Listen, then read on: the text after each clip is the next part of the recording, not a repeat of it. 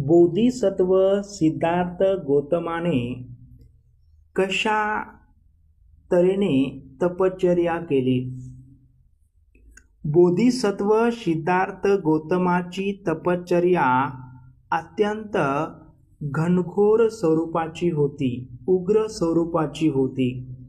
ती 6 वर्ष इतका प्रदीर्घ काळ चालली. ते आपल्या स्वतःच्या डोक्याचे व दाढीचे केस आपल्या स्वतःच्या हाताने उपटून काढत असत.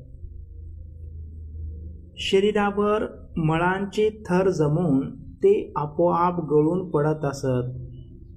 पावसाळ्यातील अतिशय थंडीत, उन्हाळ्यातील अति कडक उन्हात,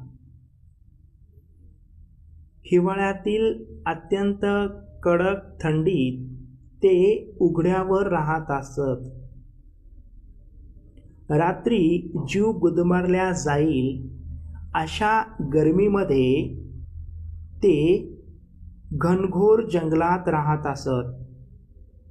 शमशानात प्रेतांच्या हाडांची उशी डोक्याखाली घेऊन ते झोपी जात असत. बोधिसत्वाने हळूहळू आहार कमी केला. तो अत्यंत कमी असा केला. त्यामुळे त्यांचे शरीर अत्यंत कमजोर झाले.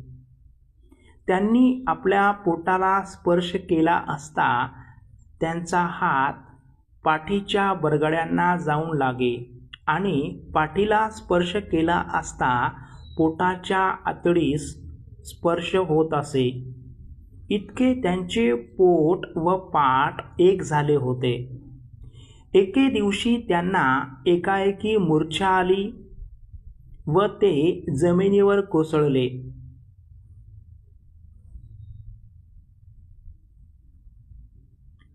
थोड्या वेळानंतर त्यांना चेतना आली.